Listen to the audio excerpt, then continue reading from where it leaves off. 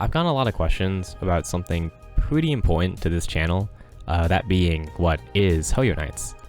As something fairly focal to this small community that I've made, I thought that I could have just made a community post or something small, but if it's so important, then why not talk about it to the fullest? So that's how this video came up. I love Arknights. That probably isn't a surprise. Being a year 1 player, I've seen nearly everything, and now that I've been playing for 4-ish years, it might not be a surprise to say that the gameplay can get a bit boring sometimes. When starting out as a newer player, I would naturally gravitate to the stronger units. I really like Silver Ash, XCCI, Shining, and Chen. Wait, what do you mean they're not meta anymore? In all honesty, I don't really have too much of a problem using meta units. I still never use guides or anything, so even with all the meta in the world, I had to work at least a tiny bit for my clears. A small side story, but I never actually trimmed my Pyrite medal. And I don't really find that embarrassing or anything, but it's more of a symbol of growth of me as a player. I still remember playing through Contingency Contract Cinder and trying my hardest to get Risk 18, and when I succeeded, it was probably the best I've ever felt playing Arknights.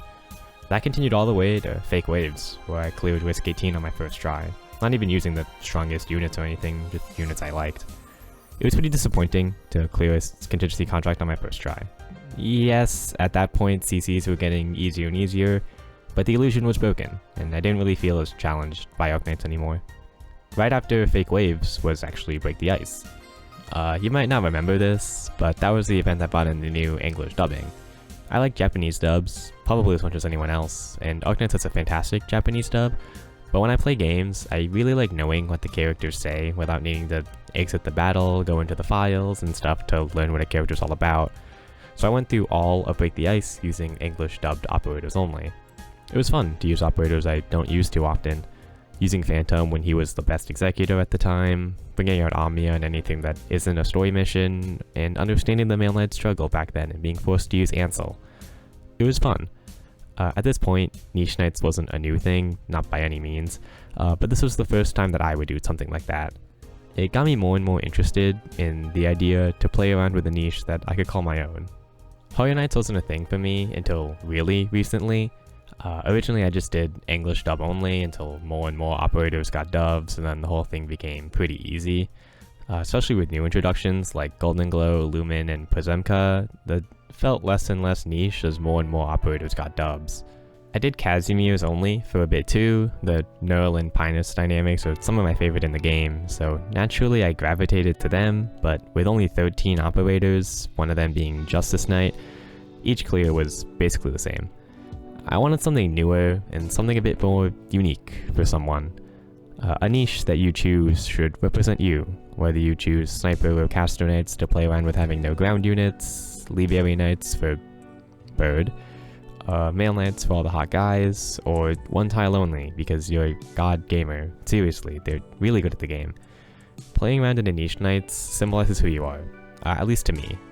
In the 22nd update for the new English voices, I remember listening through all of them, the real standout one being Bagpipe for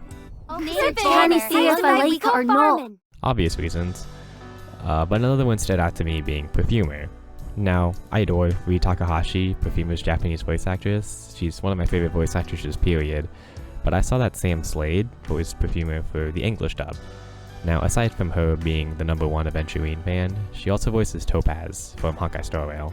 This probably isn't a surprise for anyone who's seen my videos, but yes, I do play some Star Rail in my free time. It's one of 3 gacha games that I play on a regular day basis. And yes, I feel like someone's gonna bring this up. It might be a bit sacrilegious, but I don't play Genshin every day, and haven't actually played Genshin every day in quite a while.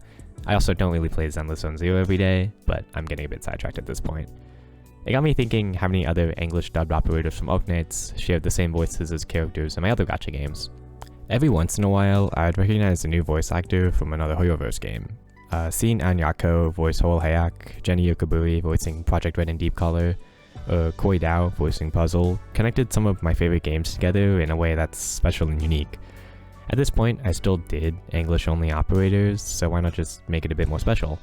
I always play with the English voices anyway, so I may as well just make it as fun as possible.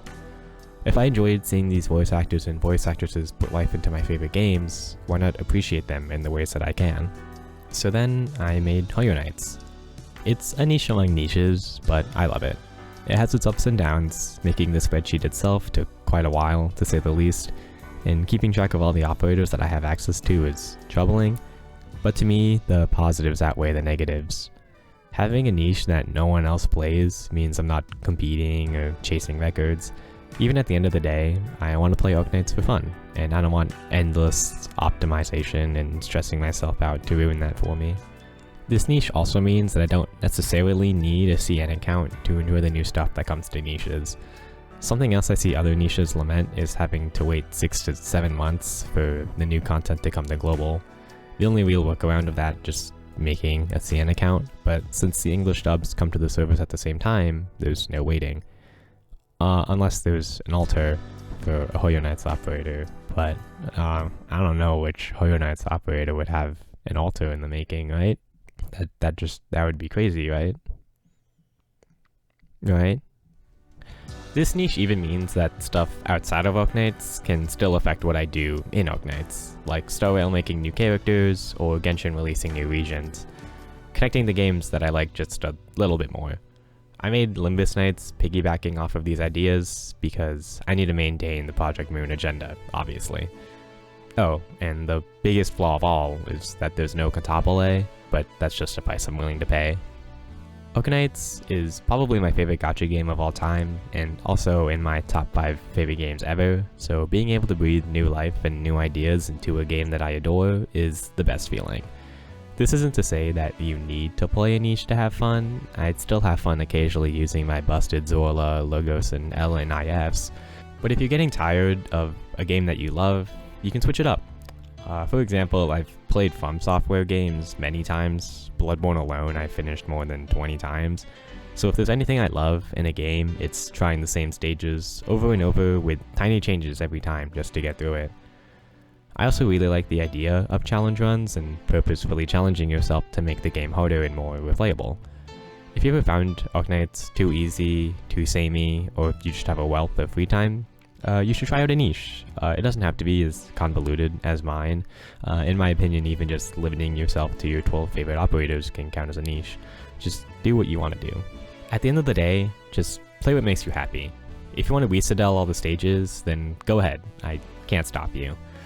If you only want to use certain classes or certain races, then feel free. We're all playing the same game. After all, a game we all enjoy to play. If we didn't, we wouldn't be here. Some people like Arknights for the story, some for the gameplay, and some for the art.